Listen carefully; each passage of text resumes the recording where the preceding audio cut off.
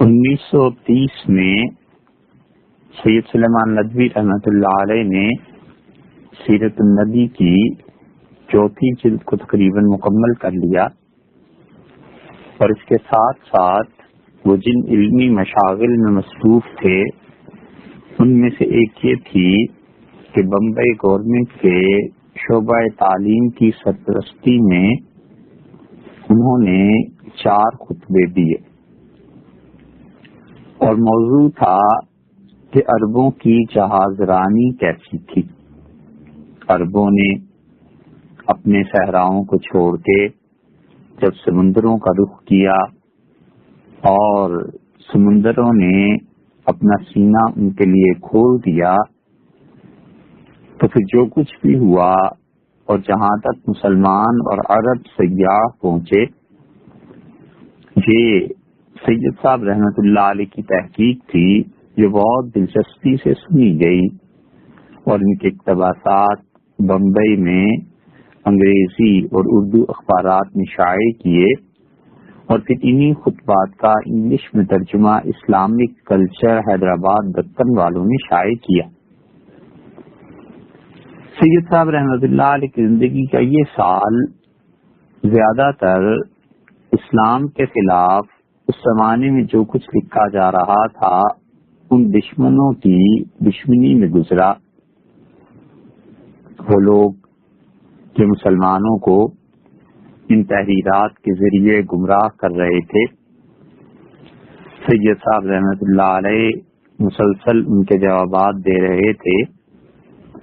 اور اسٹیٹس مین انگلش کا ایک اخبار تھا، اس میں ایک مضمون چھپا اور کربلا کا واقعہ ایسے انداز میں بیان کیا گیا جو مسلمانوں کے نقطۂ نظر سے شدید قابل اعتراض تھا۔ اس کے خلاف سید سلیمان ندوی رحمۃ اللہ علیہ نے شدید احتجاج کیا، اور پھر اس سے بھی بڑی مصیبت یہ آئی کہ پنجاب یونیورسٹی کے نصاب میں ڈاکٹر وائل کی ایک کتاب تھی تاریخ اقوام اسلامیہ، اسے داخل کرنے کی کوشش کی گئی، بلکہ داخل کر دیا گیا، اور ڈاکٹر نکلسن کی تاریخ کی ادبیات عربی کو بھی داخل کر دی گئی۔ تو سید صاحب نے اس طرف توجہ کی اور وہاں کے ارباب علم کو توجہ دلائی کہ اس میں جو کچھ بھی ہے دونوں کتابوں میں وہ اسلام خود حضرت رسالت مآب صلی اللہ علیہ وسلم اور صحابہ کرام رضی اللہ عنہ کے متعلق نہایت گمراہ کن نظریات اور لغو اعتراضات ہیں جن کو ایک مسلمان بالکل گوارا نہیں کر سکتا۔ اور مسلمانوں کے اخبارات تک جب یہ بات پہنچی تو انہوں نے بھی احتجاج کیا، جس کا نتیجہ یہ ہوا کہ یہ کتابیں پنجاب یونیورسٹی کے نصاب سے خارج کر دی گئیں، ورنہ ڈر تھا کہ مسلمان بچے اگر ان چیزوں کو پڑھتے تو ان کے دلوں میں شکوک اور شبہات کے کانٹے بیج دیے جاتے، اور اگر یہ ہندو پڑھتے تو مسلمانوں کا مذاق اڑاتے، نتیجہ یہ کہ فرقہ واریت کی ایک بنیاد پڑتی۔ لکھنؤ سے ایک رسالہ نکلتا تھا نگار، اور اس میں حضرات انبیاء کرام اور رسالت مآب صلی اللہ علیہ وسلم اور اسلام نے جن عقیدوں کی تعلیم دی اور جن اعمال کے متعلق کہا، ان کے متعلق بہت شدید اعتراضات پر مبنی مضامین لکھے گئے۔ تو سید صاحب رحمۃ اللہ علیہ تھے جنہوں نے ان چیزوں کا خوب نوٹس لیا، آواز بلند کی، اور عام مسلمانوں نے تو اس کی اتنی مخالفت کی کہ نگار کے ایڈیٹر کو توبہ نامہ لکھنا پڑا، اور نومبر سن 31 کے معارف میں سید صاحب رحمۃ اللہ علیہ نے یہ بھی شائع کروایا۔ اسی اثنا میں سن 32 میں سید صاحب رحمۃ اللہ علیہ نے چوتھی جلد سیرت النبی علیہ الصلوۃ والسلام کی شائع کر دی اور اس میں یہ دکھایا کہ حضرت رسالت مآب صلی اللہ علیہ وسلم کی نبوت نے دنیا میں کتنا عظیم الشان اصلاح کا فرض انجام دیا۔ دارالمصنفین سے چوتھی جلد کا شائع ہونا تھا کہ اس دارالمصنفین کی شہرت کو اور بھی 4 چاند لگ گئے۔ مسلم یونیورسٹی علی گڑھ میں دھوم مچی اور مارچ 1933 میں انہوں نے دعوت دی اور ہندوستان میں ہندوستانی پر ایک خطبہ دیا۔ سید صاحب رحمۃ اللہ علیہ کو بلایا گیا۔ یہ جلسہ مولانا حبیب الرحمان خان شروانی جو صدر یار جنگ بہادر کی صدارت میں یونین ہال میں منعقد ہوا اور یونین ہال کھچا کھچ بھر گیا، اور سید صاحب نے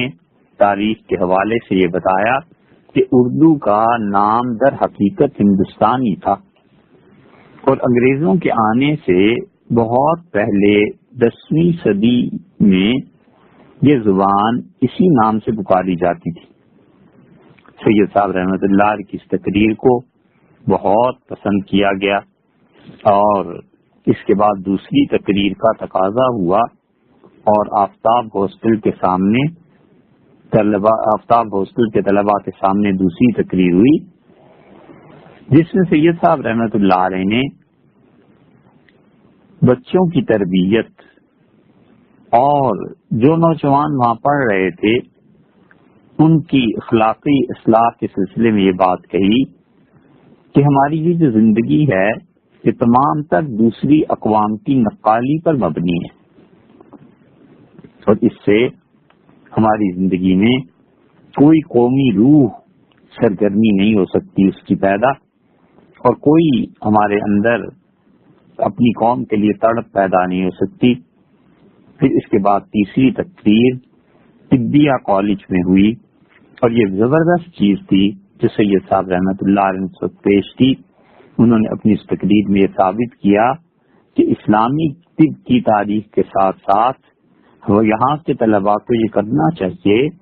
کہ وہ ڈاکٹر بننے کے بجائے طبیب بننے کی کوشش کریں، اور انہوں نے دلیل دی کہ ہندوستان کی جو رعایا ہے اس میں صحت کے جتنے بھی مسائل ہیں ان کا علاج اس طب پر مبنی ہے جو طب قدیم زمانے میں ہمارے ہاں پڑھائی گئی، اور اکثر دوائیں اور جڑی بوٹیاں ہمارے ملک کی پیداوار ہیں۔ اس لیے یہ چاہیے کہ اس ملک کی پیداوار کی چیزوں کو بیماریوں میں استعمال کیا جائے اور ان سے شفا حاصل کی جائے۔ سید صاحب رحمۃ اللہ علیہ کی بات اب تک ویسے ہی ہے، اس لیے کہ آپ دنیا بھر پہ غور کریں تو جتنی بھی ادویات ایجاد ہوئی ہیں یا یورپ نے جتنی بھی دوائیں دنیا میں لائی ہیں، آہستہ آہستہ وہ دنیا بھر پر چھا گئے اور کروڑوں اربوں نہیں خربوں کے حساب سے ڈالرز انہوں نے کمائے۔ اگر یہی چیز پاکستان ہندوستان میں ہو اور یہاں کے مسلمان ہندو جتنے بھی دانشور ہیں یہ سوچیں کہ ہم اپنے ملک میں طب کو دوبارہ کیسا زندہ کر سکتے ہیں، اور طب کی دوبارہ زندگی کے بعد یہاں کی جڑی بوٹیوں سے یہاں کی رعایا کا علاج کیسے ہو سکتا ہے۔ تو یہی دوائیاں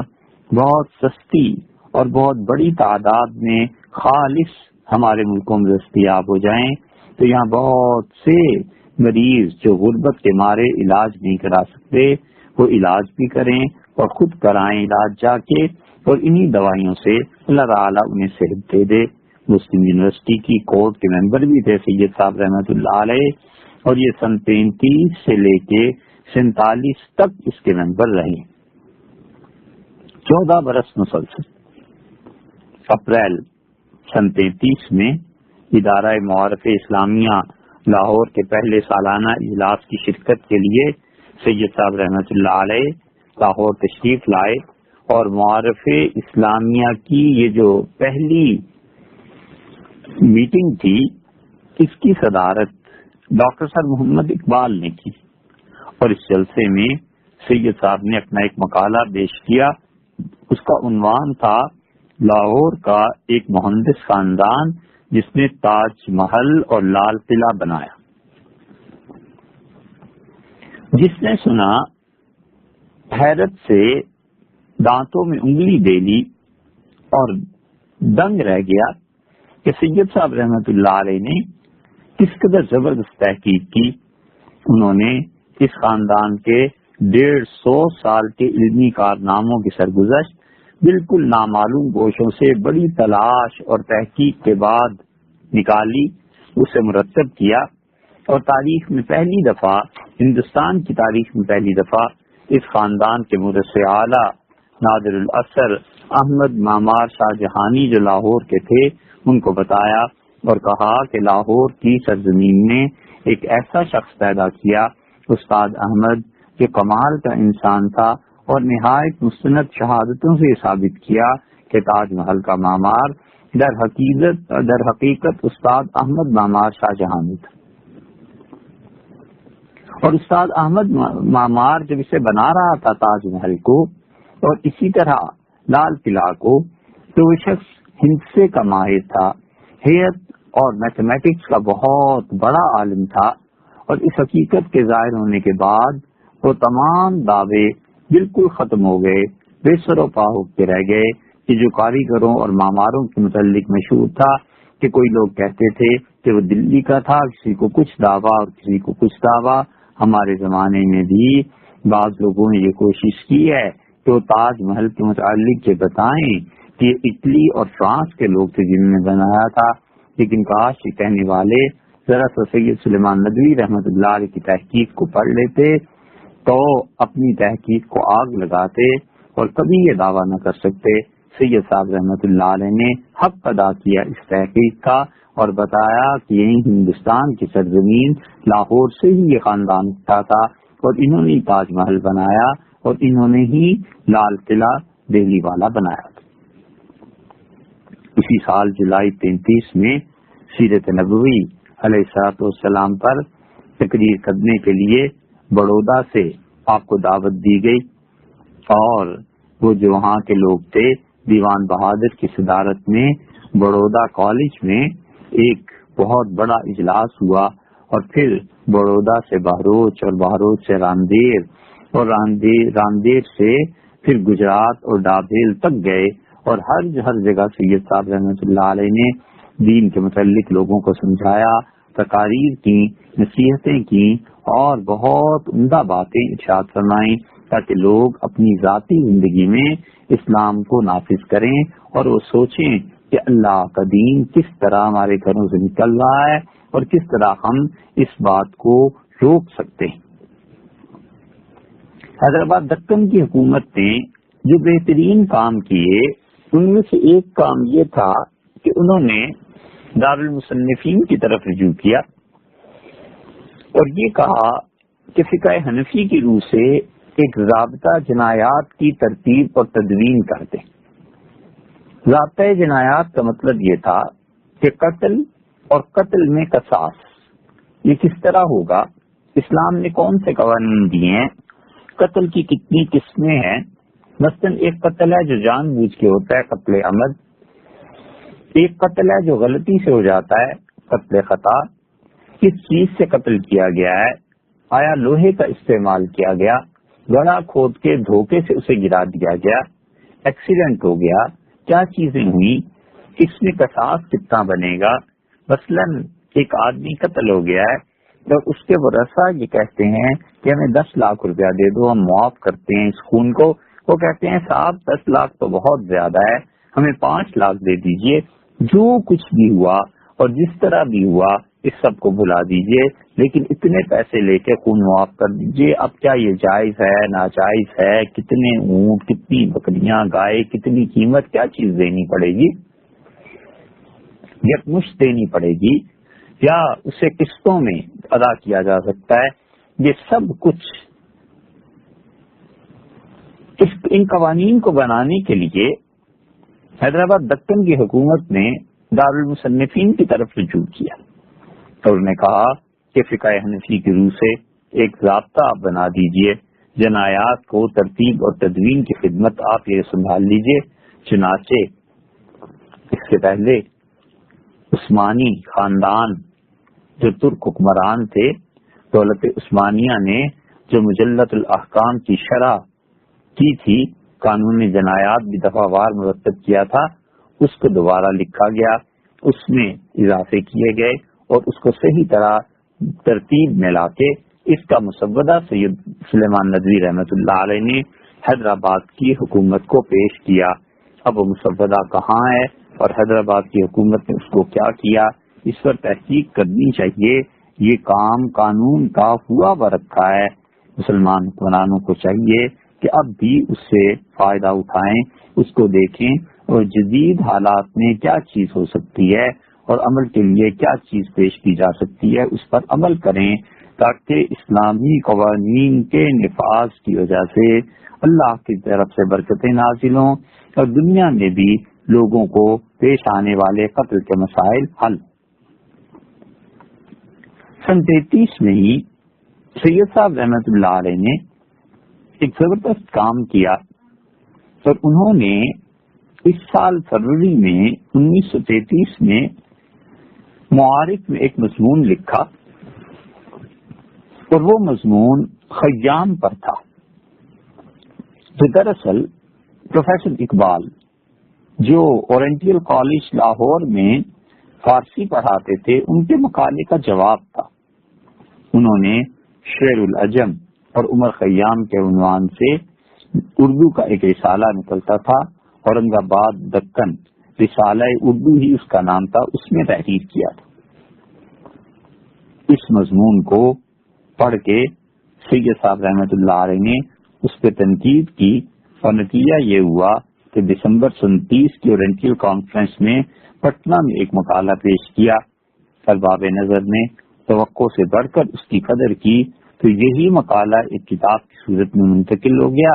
اس کتاب کی ترتیب میں انہوں نے سنین کی تحقیق کی اور پھر تطبیق کی، واقعات کو تلاش کیے، حوالے، مآخذ اور اسناد کو تلاش کیا اور خیام کی فلسفیانہ تصانیف کی جستجو میں جو فکر اور کاوش سید سلیمان ندوی رحمۃ اللہ علیہ نے کی، یہ ایک نہایت علمی کارنامہ تھا۔ خیام جو ایک مینور شاعر کی حیثیت سے مشہور تھا،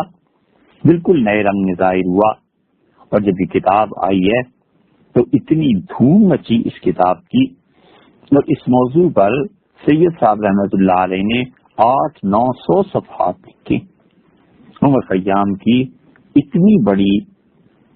سوانح عمری اس سے پہلے وجود میں نہیں آئی تھی اور اس تصنیف کی تعداد ہندوستان سے لے کے ایران، کابل اور یورپ تک کے لوگوں نے دی اور سید سلیمان ندوی رحمۃ اللہ علیہ کا نام اور بلند ہوا۔ لوگوں کی توجہ اس کوہ نور کی طرف ہوئی اور اس کوہ نور کی چمک دمک نے لوگوں کی آنکھوں کو خیرہ کر دیا، حتیٰ کہ آپ اندازہ کیجئے کہ فردوسی شاعر کی 1000 سالہ برسی کے موقع پہ افغانستان حکومت نے ایران کو جو تحفے پیش کیے ان میں ایک تحفہ یہ خیام کتاب بھی تھی۔ اس کتاب کی اتنی قدر اندازی کی گئی کہ علامہ اقبال مرحوم نے اسے پڑھا اور جسٹس اقبال نے سید سلیمان ندوی رحمۃ اللہ علیہ کو خط لکھا اور کہا کہ سید صاحب جو کچھ آپ نے لکھ دیا ہے مشرق اور مغرب میں اب عمر خیام پر کوئی اس سے زیادہ کبھی نہیں لکھ سکے گا۔ ایک اکیڈمی تھی ہندوستان اکیڈمی الہ آباد میں، اس زمانے میں انہوں نے اس کتاب لکھنے پہ سید صاحب رحمۃ اللہ علیہ کو 500 روپے کا انعام دیا۔ اس کتاب کو پڑھا لوگوں نے اور سید صاحب رحمۃ اللہ علیہ کی شہرت کچھ اور بھی بلند ہوئی اور شاہ افغانستان اس زمانے میں نادر خان تھے، انہوں نے ہندوستان سے کچھ لوگوں کو دعوت دی کہ وہ آئیں اور افغانستان آ کر کابل یونیورسٹی میں جو ترجمے اور تالیف کا شعبہ ہے اس کو وسیع کریں اور ہمیں اپنی قوم کو کیا تعلیم دینی چاہیے اس سلسلے میں وہ ہمیں مشورہ دیں۔ اس دعوت پہ ڈاکٹر علامہ محمد اقبال وہ تشریف لے گئے، سراس مسعود جو علی گڑھ میں تھے انہیں بلایا گیا، وہ اس وقت مسلم یونیورسٹی علی گڑھ کے وائس چانسلر تھے، اور سید صاحب رحمۃ اللہ علیہ، ان تین افراد کو دعوت ملی تھی۔ چنانچہ سید صاحب رحمۃ اللہ علیہ 23 اکتوبر 1933 کو ہندوستان سے کابل روانہ ہوئے۔ پاسپورٹ کے ملنے میں کچھ تاخیر ہوئی، اس لیے ڈاکٹر اقبال اور سراس مسعود تو پہلے چلے گئے، لیکن علامہ اقبال اور راس مسعود کے پہنچنے کے کچھ دنوں کے بعد سید صاحب رحمۃ اللہ علیہ پہنچ پائے۔ کابل پہنچنے کے بعد ان معزز مہمانوں کی بڑی پذیرائی ہوئی۔ وہاں کئی ایک انجمنیں تھیں اور ان کے علماء نے سپاسنامے پیش کیے۔ عام لوگوں نے مختلف طریقوں سے اپنی محبت کا اظہار کیا۔ سید صاحب افغانوں سے جب ملے اور نادر خان صاحب سلطنت سے ملے تو ان سے مسئلہ تعلیم پر گفتگو کرتے ہوئے فرمایا کہ افغانستان کی عربی اور مذہبی تعلیم کا نصاب ایسا ہو کہ موجودہ زمانے کے لحاظ سے سیاسی اور اجتماعی اصطلاحات کی طرف بھی میلان اور ان میں مذہبی شیفتگی بھی پیدا ہو۔ شاہ افغانستان نے اس مشورے کو پسند فرمایا۔ سید صاحب رحمۃ اللہ علیہ نے اس قسم کے مشورے وہاں کے ماہرین تعلیم کو دیے جو انہوں نے بظاہر قبول کیے، لیکن سید صاحب رحمۃ اللہ علیہ جو دیکھ رہے تھے کہ افغانستان میں اگر اسی طرح ملاؤں کی شدت اور نصاب تعلیم بالکل قدیم کا رہا تو پھر آج نہیں تو کل یہاں پر ایک انقلاب ضرور آ جائے گا۔ وہاں کے قیام کے زمانے میں سید صاحب رحمۃ اللہ علیہ نے ماہرین تعلیم کو بار بار یہ سمجھایا کہ وہ اس شدت پسندانہ نظام کو تبدیل کریں، مگر جن قوموں میں تباہی آنی ہوتی ہے ان کے لیے کسی کی نصیحت قابل قبول نہیں رہا کرتی، ان کے کان اس نصیحت سے بہرے ہو جاتے ہیں۔ چنانچہ یہی کچھ افغانستان میں بھی ہوا۔ سید صاحب رحمۃ اللہ علیہ کے قیام کے زمانے میں وہاں انجمن ادبی کابل نے ہندوستان کے ان سارے مہمانوں کو ایک سپاسنامہ پیش کیا۔ اور افغانستان کے مشہور شاعر قاری عبداللہ صاحب نے خیر مقدم کے عنوان سے ایک نظم پڑھی اور اس میں سید صاحب رحمۃ اللہ علیہ کے متعلق یہ اشعار بھی پڑھے: سوم سید کے از ندوست۔ تیسرے ہمارے معزز مہمان سید صاحب ہیں جو ندوہ سے تشریف لائے، زدانش بے ہندوستان قدوست، اور وہ اتنے دانش مند انسان ہیں کہ ہندوستان پورے کے لیے قابل تقلید ایک نمونہ ہے۔ اور پھر انہوں نے کئی ایک اشعار سید صاحب رحمۃ اللہ علیہ کی شان میں کہے۔ کابل سے چل کے غزنی پہنچے، حکیم سنائی اور محمود غزنوی کے مزار پر حاضری دی۔ علامہ اقبال نے حکیم سنائی کے مزار پر حاضری دی اور انہوں نے ایک نظم بھی وہاں پر لکھی ہے جو ان کے مجموعے میں اور کلیات میں اب بھی پڑھی جاتی ہے اور دیکھی جا سکتی ہے۔ پھر اس کے بعد وہ وہاں سے اور جگہوں پر گئے اور پھر ہوتے ہوتے چمن، کوئٹہ اور کوئٹہ سے ملتان کی سیاحت کرتے ہوئے اعظم گڑھ واپس آ گئے۔ جب وہ افغانستان سے رخصت ہو رہے تھے تو شاہ افغانستان نادر شاہ نے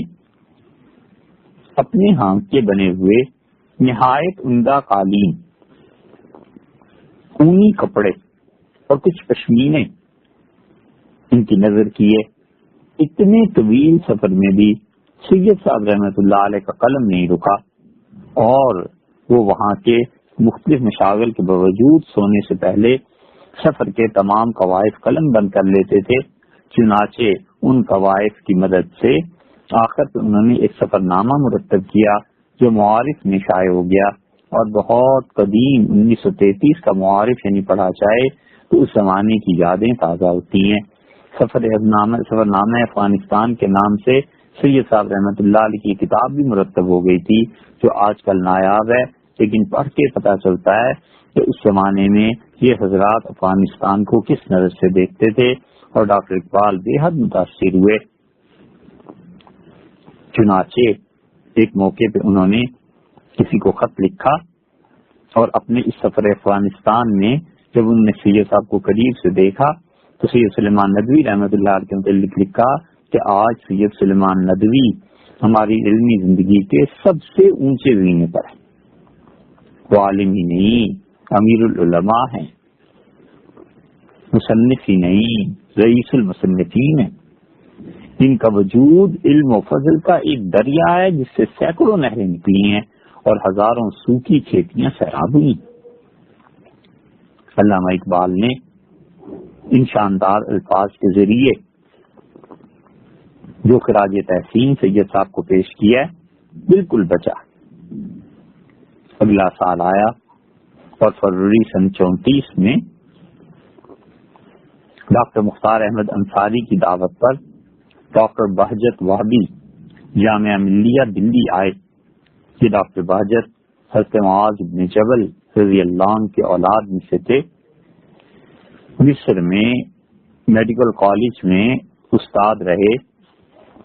وہاں سے انہوں نے پھر جب اپنی مدت ملازمت پوری کر لی تو یورپ کی ہجرت کی اور گوشہ نشینی کی زندگی گویا کہ بسر کرنے لگے۔ سید صاحب رحمۃ اللہ علیہ جب سوئٹزرلینڈ گئے تھے تو سید صاحب سے وہاں ان کی ملاقات ہوئی تھی۔ اسلامی احوال اور اسلام کی تاریخ پر ان کا بڑا گہرا مطالعہ تھا۔ جامعہ ملیہ نے انہیں مدعو کیا اور ڈاکٹر بہجت نے 4 خطبے 4 تقاریر وہاں کی۔ ڈاکٹر انصاری جی کے اثرات پر ان کے 2 پچھلے خطبے جو تھے ان کی صدارت سید صاحب رحمۃ اللہ علیہ نے کی۔ پھر اسی سال یعنی سن 34 میں اڑیسہ کے وزیر تعلیم آنریبل جناب سید عبدالعزیز صاحب کی دعوت پہ عربی مدارس میں ہمیں اپنے بچوں کو کیا چیز پڑھانی چاہیے کہ رانچی تشریف لے گئے،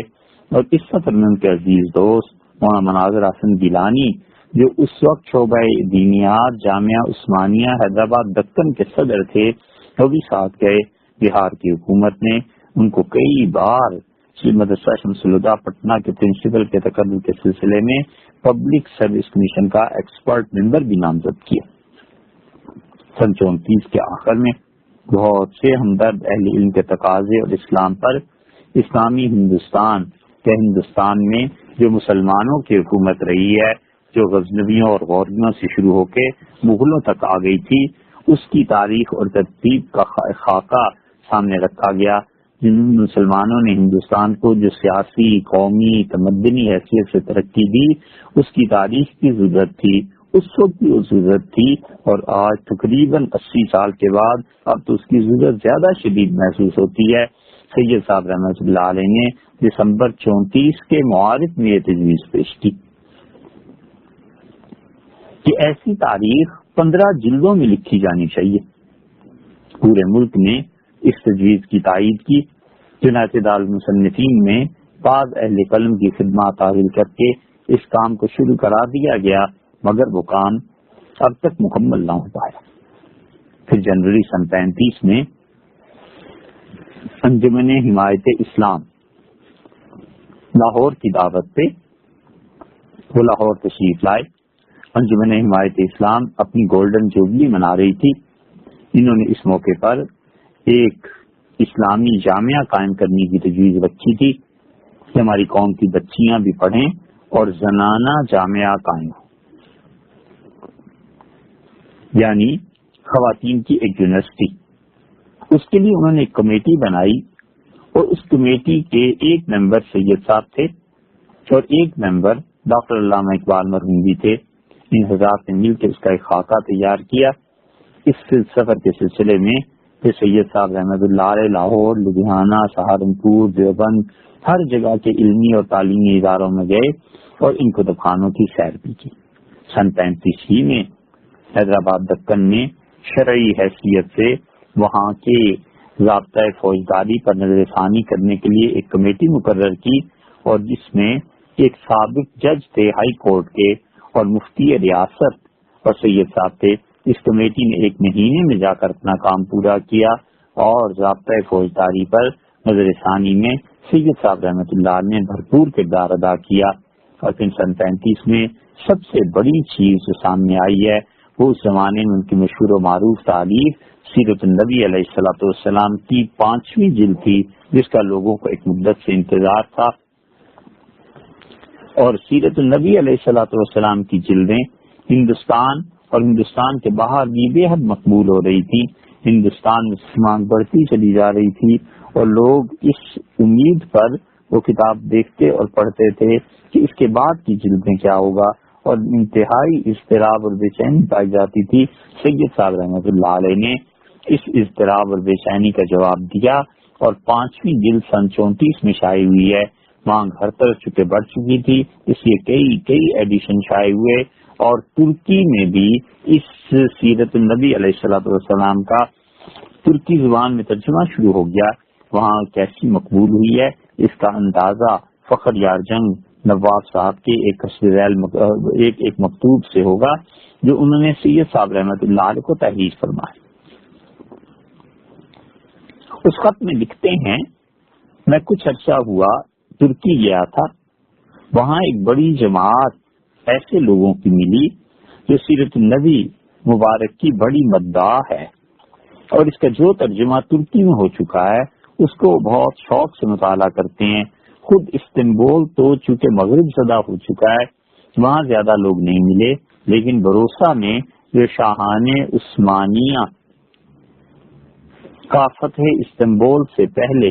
قریب 150 سال کے دارالحکومت رہا ہے، بہت سے احباب کو سیرت النبی کا ذکر دلچسپی سے کرتے ہوئے سنا۔ خدا آپ کی مساعی جمیلہ کو برابر کرے۔ فارسی میں بھی سیرت النبی علیہ الصلوۃ والسلام کی چند جلدوں کے ترجمہ کابل میں کیا گیا۔ مکہ مکرمہ اور مصر میں وہاں کے جو علماء تھے انہوں نے جب یہ شہرت سنی تو عربی ترجمے کا خیال بھی انہیں پیش آیا، معلوم نہیں کہ وہ پھر ترجمہ ہوا یا نہیں ہوا۔ پھر اکتوبر 35 میں سید صاحب رحمۃ اللہ علیہ جسمانی اعتبار سے کمزور ہو چکے تھے تو نمونیے کا اٹیک ہوا، کئی مہینے بستر پر گزارنے پڑے اور مسلسل بیمار رہے، تو ڈاکٹرز نے 6 مہینے تک مکمل آرام لینے کی ہدایت کی۔ 3 مہینے دہرادون جو بہت صحت بخش مقام تھا وہاں پر آپ نے جا کر قیام کیا، اور پھر اس کے بعد اپنے علمی مشاغل دوبارہ شروع کیے۔ تو اردو ہندی یہ جھگڑے شروع ہو چکے تھے، آپ کو اس سے بہت دکھ پہنچا، اور معارف میں شذرات کے ذریعے اپنے دردمندانہ خیالات کا اظہار کیا کہ ہندی اور اردو یہ دونوں زبانیں رہنے کے لیے آئیں اور دونوں کی ترقی کی راہیں الگ ہیں، یہ دونوں راہیں کھلی رہنی چاہیے۔ زمانے نے یہ فیصلہ کر لیا ہے کہ نہ اردو ہندی کو مٹا سکتی ہے، نہ ہندی اردو کو مٹا سکتی ہے، دونوں اپنی اپنی راہیں چلتی رہیں گی۔ پھر انہوں نے یہی خیالات علی گڑھ میں آل انڈیا اردو کانفرنس جو منعقد ہوئی تھی اکتوبر سن 36 میں وہاں کی تقریب میں ظاہر کی۔ دنیا میں عالمی سیاست کا نقشہ جو جم رہا تھا اس میں انگریزوں اور یہودیوں کی سازش سے فلسطین بننے کو تھا۔ ہندوستان کے مسلمانوں میں بڑا سیاسی ابال اور مذہبی جوش پیدا ہوا، اور مدت کی سیاسی خاموشی کے بعد سید صاحب رحمۃ اللہ علیہ نے فلسطین کے مسئلے میں اپنی آواز بلند کی، اور انہوں نے مولانا شوکت علی اور مفتی کفایت اللہ صاحب رحمۃ اللہ علیہ کے اصرار پر اور ان سب حضرات کے کہنے پہ 6 نومبر 1936 کی جو آل انڈیا کانفرنس ہوئی تھی، اس دلی میں آل انڈیا فلسطین کانفرنس جو دلی میں ہوئی تھی اس میں خطبہ صدارت ارشاد فرمایا اور بہت مارکے کی تقریر کی۔ جو خطبہ انہوں نے ارشاد فرمایا تھا وہ پورے عالم اسلام میں بہت مقبول ہوا۔ مصر اور شام کے اخبارات میں دلی کی اس تقریر کے ترجمے چھاپے۔ مجلس اعلیٰ فلسطین کے صدر مفتی سید امین الحسینی نے خاص طور پر تار بھیجا اور ٹیلی گرام کے ذریعے ان کا شکریہ ادا کیا۔ لیکن ایک چیز جو ان تمام بڑے لوگوں کو پیش آتی ہے جو اخلاص کے ساتھ کام کر رہے ہوتے ہیں، تو شیطان کو ان کے کام کے ہماگیر اثرات حسد پر لے آتے ہیں، اور شیطان کا حاسد ہو کے اپنے انسانی روپ کے شیطانوں کو اکساتا ہے، اور وہ ان کو اس بات پر ابھارتا ہے کہ تم اس بڑی شخصیت پر تنقید کرو، تنقید تو پھر بھی ایک بات ہوئی، تنقید کرو، برا بھلا کہو، اور لوگوں میں ان کے اثرات کو کم کرنے کی کوشش کرو۔ سید صاحب رحمۃ اللہ علیہ فلسطین کانفرنس کی صدارت کر رہے تھے کہ حسد کے مارے ہوئے ایک شخص نے اپنے زوم میں ایک رسالہ لکھا، اور رسالے کا عنوان رکھا علامہ سید سلیمان ندوی کی قرآنی غلطیاں، اور یہ رسالہ لا کر سید صاحب رحمۃ اللہ علیہ کے ہاتھ میں دے دیا،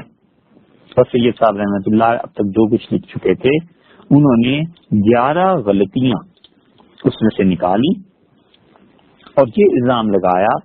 کہ سید صاحب رحمۃ اللہ علیہ کی ان تحریرات سے الحاد کے جراثیم پیدا ہوتے ہیں، اور قوم میں جو بھی ان چیزوں کو پڑھے گا وہ ملحد دہریہ ہو جائے گا۔ دسمبر سن 36 کے موارد میں سید صاحب رحمۃ اللہ علیہ نے ان اعتراضات کا جواب دیا،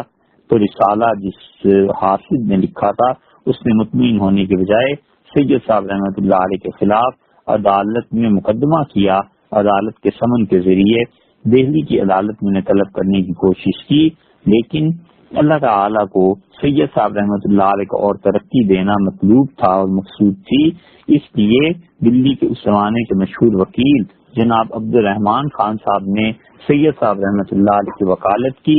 اور ان کی وساطت سے یہ مقدمہ سرے سے عدالت سے خارج کر دیا گیا، اور سید صاحب رحمۃ اللہ علیہ کو وہاں آنے کی نوبت نہیں آئی۔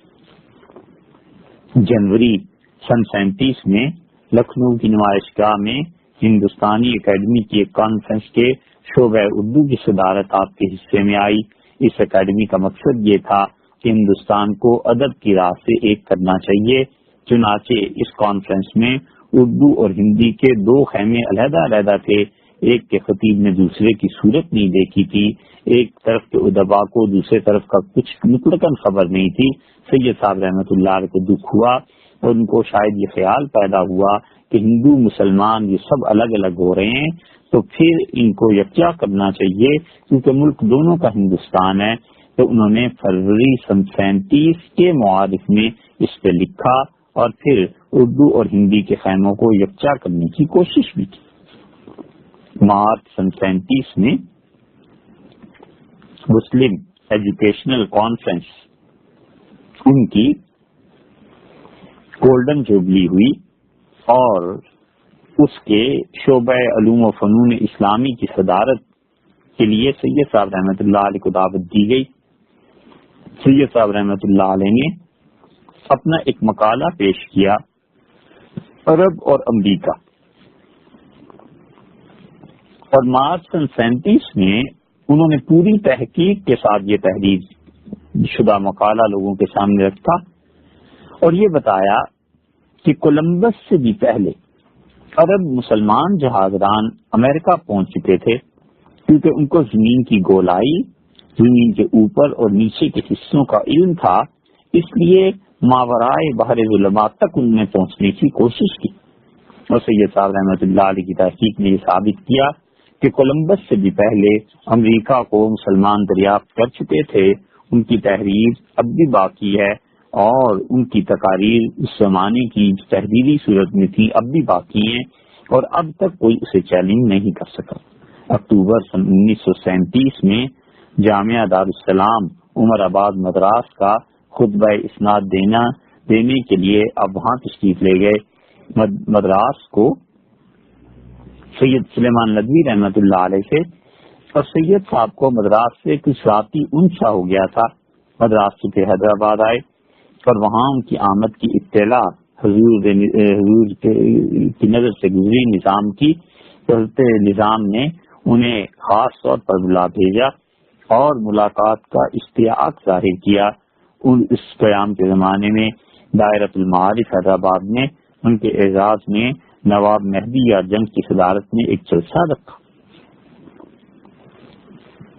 اس میں سید صاحب رحمۃ اللہ علیہ نے اپنا ایک مقالہ عربی زبان میں ابو البرکات بغدادی اور اس کی کتاب المعتبر اس عنوان سے انہوں نے اپنا مقالہ پڑھا، اور اسی دن مہاراجہ یمین السلطنت بہادر کشن پرساد نے حضرت کو اپنے ہاں دعوت دی اور دعوت میں ایک خلعت بھی عطا کیا۔ اس سفر سے آپ اعظم گڑھ واپس آئے تو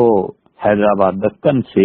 نظام حیدرآباد نے 100 روپیہ مہینہ ذاتی وظیفہ مقرر کر کے سید سلیمان ندوی رحمۃ اللہ علیہ کے علم اور فضل سے اپنی عقیدت کا اظہار کیا۔ یہ سب لوگ جانتے تھے، ہندوستان میں عام پڑھے لکھے مسلمانوں سے لے کے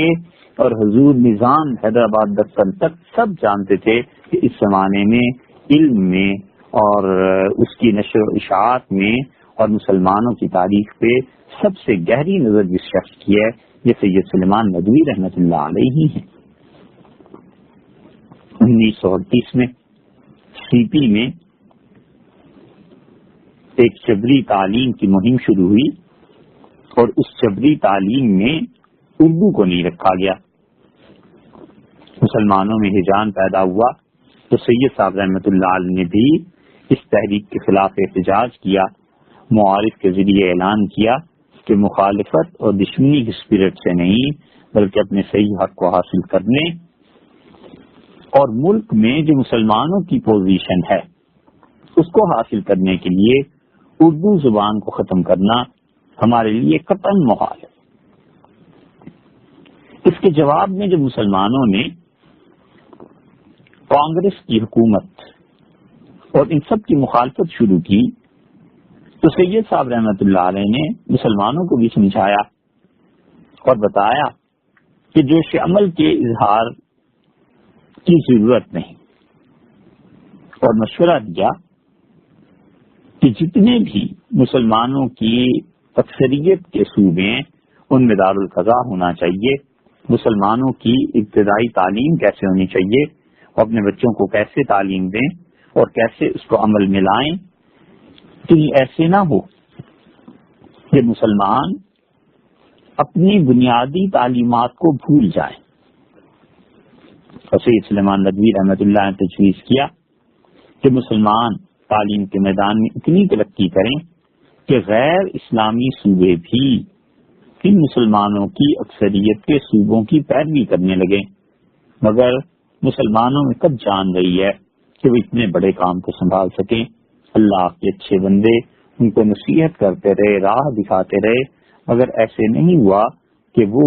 اللہ کے ان اچھے بندوں کی متعین کردہ اور بتائی ہوئی راہ پر بھی چل پڑیں اور وہ اس راہ کو کسی طرح اپنا لیں۔ اس کے بعد سن 39 میں سیرت النبی علیہ الصلوۃ والسلام کی 6 جلد شائع ہوئی۔ اسلام کے اخلاقی تعلیمات ان کی تفصیل اس میں آئی ہے، اور سیرت کے سلسلے میں یہ بڑی اہم جلد ہے۔ یہ تو تمام جلدیں جدید علم کلام کے اساس ہیں، مگر اس 6 جلد کے کہنے کیا اس طرح یہ وہ چیز تھی جو سید صاحب رحمۃ اللہ علیہ کی زندگی میں مکمل ہوئی، اور ان کی کتاب نقوش سلیمانی بھی شائع ہوئی، جو ان خطبات، تحریروں اور مقدموں کا مجموعہ ہے جو اردو ادب اور زبان سے متعلق ان کے قلم سے نکلے تھے۔ یہ گویا پچھلی 4تھائی صدی کی ادبی تحریکوں کا ایک فرقہ تھا، اور پھر یہ کتاب سید صاحب رحمۃ اللہ علیہ کی نقوش سلیمانی اس زمانے میں یونیورسٹیز کے نصاب میں داخل کی گئی تھی۔ سن 40 کا آغاز ہوا اور سید صاحب رحمۃ اللہ علیہ نے اپنے علمی سفر کا آغاز کیا 25 جنوری کو منظمۃ العلماء کے کام سے حیدرآباد دکن گئے، وہاں سے پونا آئے اور دکن کالج میں ایک تقریر انہوں نے مسلمانوں کے اپنے تحفظ پر کی اور مسلمانوں کو خود یہ تجزیہ کرنے کو کہا کہ جس اسلامک کلچر کو مسلمان اپنے ہاتھوں برباد کر رہے ہیں یا اس کو غیر برباد کر رہے ہیں، مسلمانوں کو چاہیے کہ خود سوچیں اور اس کی حفاظت کریں۔ پونا سے پھر وہ بمبئی آئے اور وہاں ایک کالج کی مسجد میں جمعے کی نماز کے بعد ایک تقریر کی اور سید صاحب رحمۃ اللہ علیہ نے بہت تفصیل سے بیان کیا کہ دنیا میں جب کبھی ترقی ہوئی ہے تو اس کی قوت پرواز کے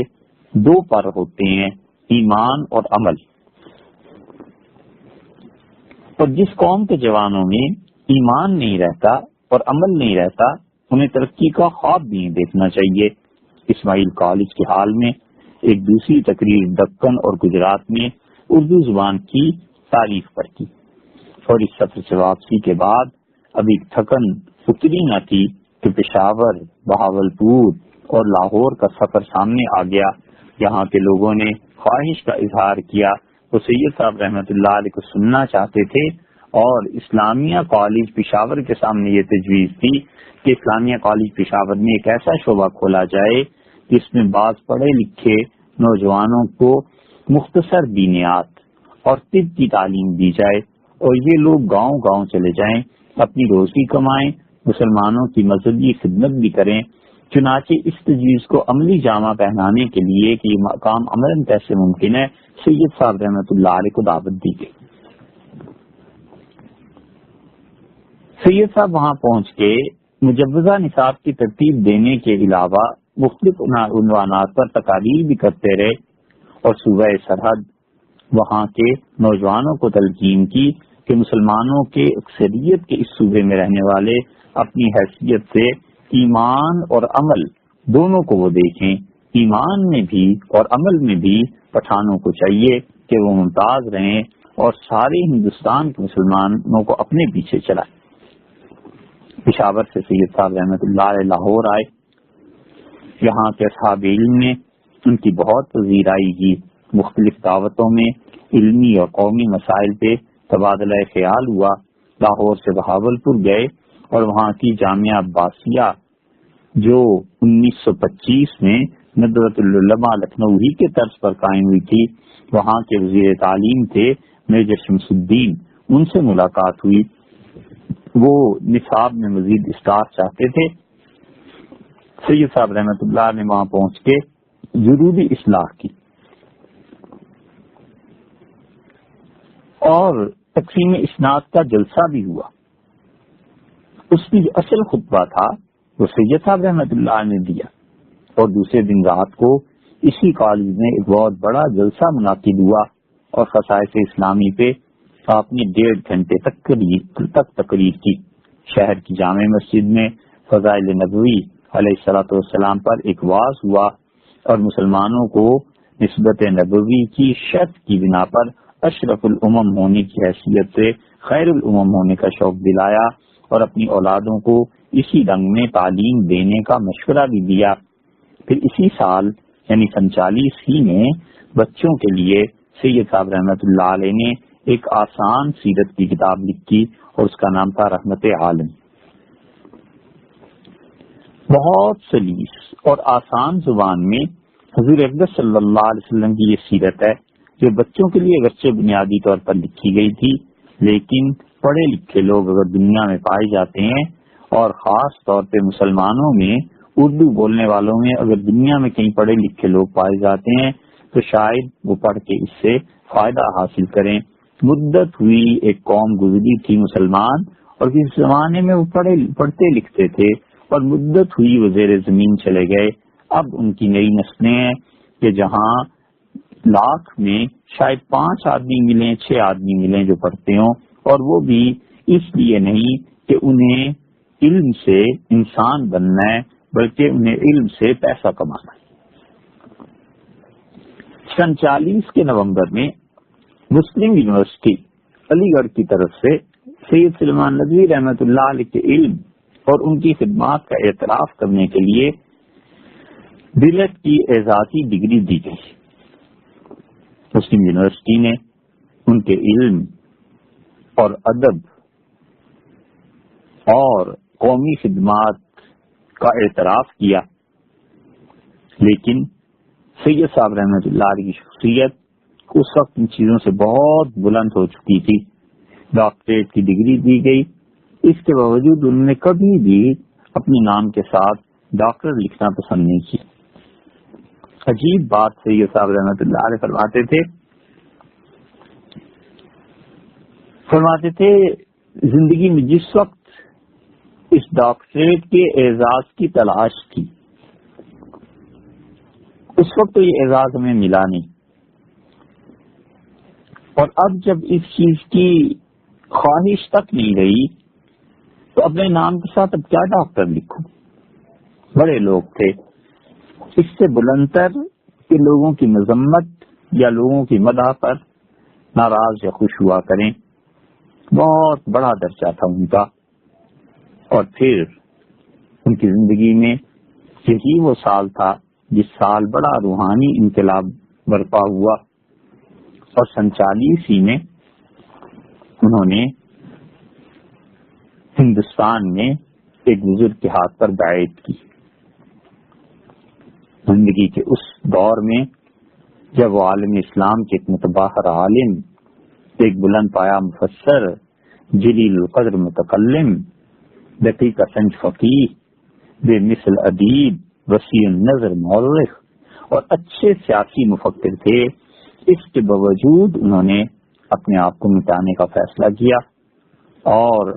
پورے تقوی کے باوجود، ان کی شخصیت کی عظمت کے باوجود، جنہیں دیکھ کر کہنے والے کو تأمل نہیں ہونا چاہیے تھا کہ مانند حرم پاک ہے تو میری نظر میں، سید صاحب رحمۃ اللہ علیہ نے ایک آستانے پہ سر جھکا دیا۔ پوری زندگی جو دینداری اور پرہیزگاری میں گزری تھی،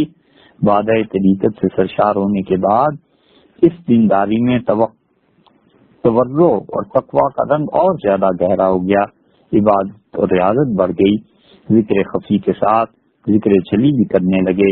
کہاں وہ محققانہ تقاریر ہوتی تھی اور کہاں اب وہ اصلاحی تقاریر، واعظ اور پند کی شکل اختیار کر لی۔ زیادہ وقت علمی مذاکرات کی بجائے رشد و ہدایت کی باتوں میں صرف ہونے لگا۔ اپنی تمام پرانی تحریروں پر نظر ثانی کی، اور جس میں ذرا بھی جمہور امت سے اختلاف کا شائبہ پایا یا خلاف احتیاط کوئی بات نظر آئی، اس سے رجوع کیا۔ سید صاحب رحمۃ اللہ علیہ کے برحق ہونے کی یہ بہت بڑی دلیل تھی۔ چنانچہ رجوع اور اعتراف کے عنوان سے جنوری سن 1943 کے موارخ میں ایک تحریر شائع کی۔ ان کی تحریر یہ تھی، تحریر فرمایا، مذہبی مسائل کی تحقیقات میں میرا یہ عمل رہا ہے کہ عقائد میں سلف صالحین رحمہ اللہ تعالی کے مسلک سے علیحدگی نہ ہو۔ البتہ فقہیات میں کسی ایک مجتہد کی تقلید بے تمامی ہی نہیں ہو سکی، بلکہ اپنی بساط بھر دلائل کی تنقید کے بعد فقہا کے کسی ایک مسلک کو ترجیح دی ہے، لیکن کبھی کوئی ایسی رائے اختیار نہیں کی جس کی تائید ائمہ حق کے متین میں سے کسی نے بھی نہ کی ہو۔ خصوصیت کے ساتھ مسائل کی تشریح میں حافظ ابن تیمیہ، حافظ ابن قیم اور حضرت شاہ ولی اللہ صاحب رحمۃ اللہ علیہ کی تحقیقات پر اکثر اعتماد کیا۔ ایسا بھی 2-4 دفعہ ہوا کہ ایک تحقیق کے بعد دوسری تحقیق سامنے آئی اور اپنی غلطی ظاہر ہوئی ہے تو بعد کے ایڈیشن میں اس کے مطابق تبدیلی کر دی۔ مثلا معراج بحالت بیداری و بجسم ہونے پر قرآن پاک سے صحیح استدلال مجھے نہیں مل سکا، اور بات کو اللہ تعالیٰ نے اپنی توفیق سے صحیح دلیل سمجھا دی تو دوسرے ایڈیشن میں اس کو بڑھا کر مقام کی تصحیح کر دی۔ اسی طرح فنائے نار کے مسئلے میں پہلے حافظ ابن تیمیہ اور ابن قیم کی پیروی میں کچھ لکھا گیا،